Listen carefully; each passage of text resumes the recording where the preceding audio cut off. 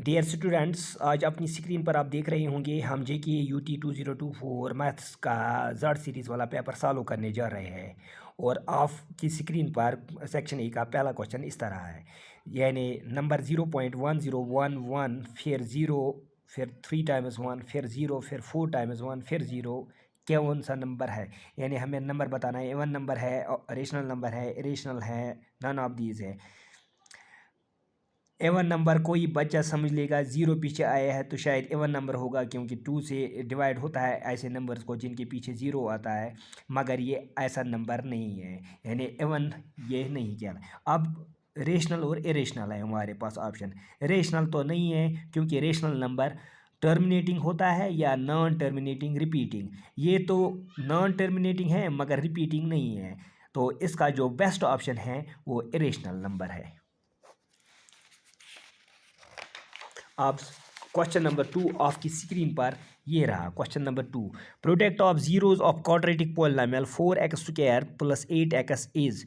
Product हमें बताना है। प्रोडक्ट जो होता है, प्रोडक्ट ऑफ ज़ीरोज़, वो हम अल्फ़ा इंटू बीटा लेते हैं, मगर हमें यहाँ उस कंसेप्ट से नहीं जाना है क्योंकि वो लंबा है, यहाँ टाइम उतना अवेलेबल नहीं है। तो हम इस तरीके से इस क्वेश्चन को सॉल्व करेंगे। प्रोडक्ट ऑफ जीरोज़ होता है सी डिवाइड बाई ए, यानी constant term, C means constant term divide by A means coefficient of x²।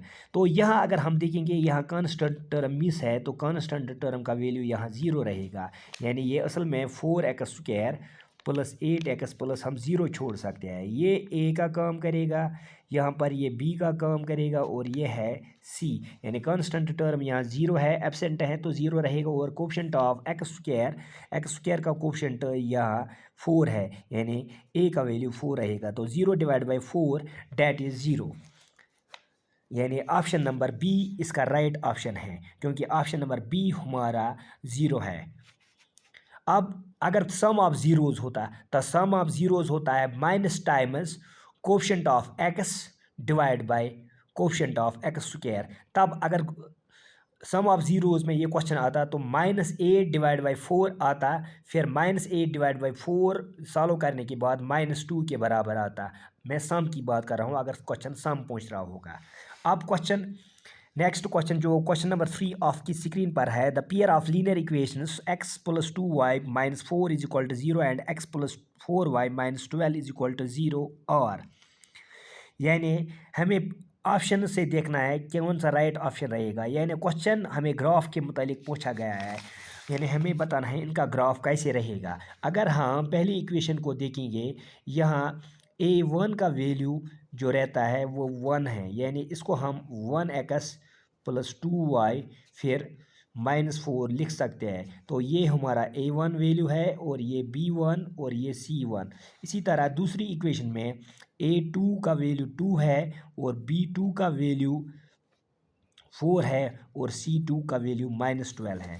तो हम क्या करेंगे, इनका ratio a1 divide by a2 वो आएगा बराबर 1 डिवाइड बाई 2 के, और b1 डिवाइड बाई b2 देखेंगे वो आएगा बराबर 2 डिवाइड बाई 4 के। तो ये भी 1/2 ही बन जाएगा।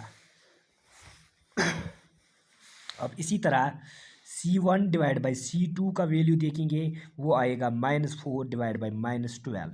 तो माइनस और माइनस यहाँ पर c1 डिवाइड बाई c2 आएगा -4 डिवाइड बाई -12। तो यहाँ माइनस वैल्यू माइनस और माइनस काट होगा, 4 1 4 4 3 12 होता है।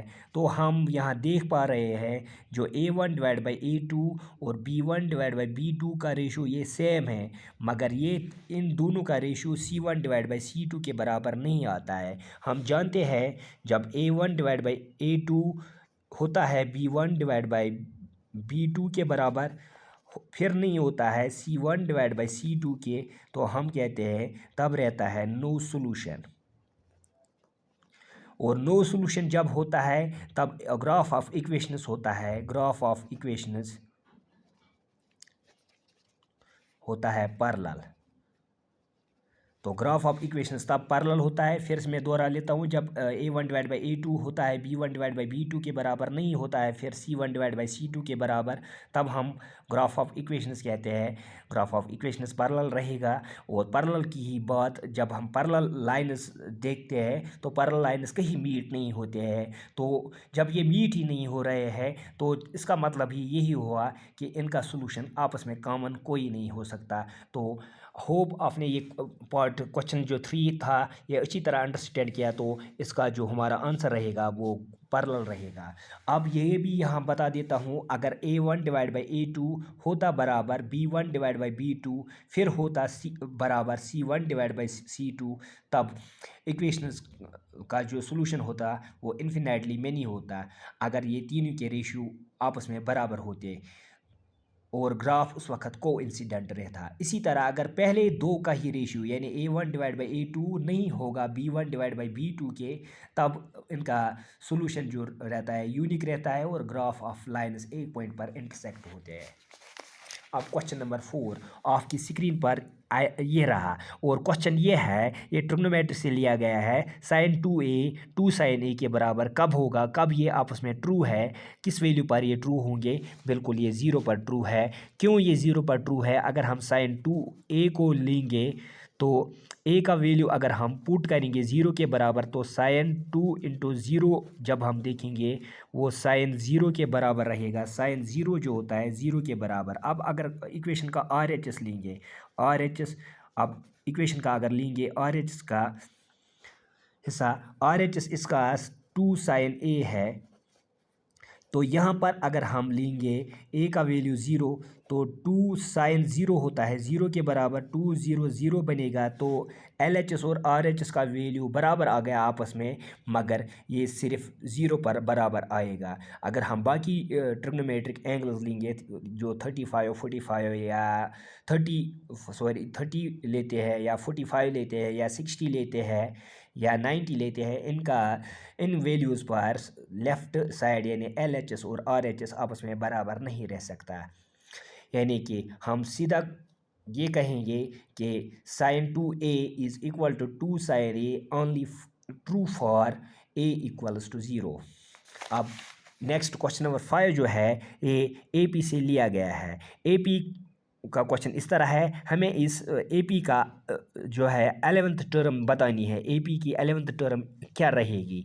तो A11 हम जानते हैं ये होता है A1 + 10D के बराबर, where A1 is first term and D is common difference. और फर्स्ट टर्म हम AB के अंदर, इस गिवन AB के अंदर देखते हैं -3, फिर +10, और कॉमन डिफरेंस यहाँ रहेगी जिसको कश्मीरी में हम बोलते हैं डाई रहेगी। मगर कौन सी डाई, यानी कि डाई का मतलब कॉमन डिफरेंस जो यहाँ रहेगी वो रहेगी 2 होल 1/2, क्योंकि ये इंक्रीजिंग AP है। -3 से ये पूछी है -1/2, यानी कॉमन डिफरेंस हम अगर निकालना चाहेंगे तो second term minus first term, यानी -1/2 में हमें -3 काटना है। तो -1/2 में माइनस इंटू माइनस प्लस हुआ, 3 में जब आधा काटेंगे तो ये 2 होल 1/2 बनेगा। इसी को कश्मीरी में डाई बोलते हैं। और ये सॉल्व करने के बाद 5/2 के बराबर आएगा, और यहाँ कॉमन डिफरेंस का वैल्यू हम 5/2 पुट करेंगे।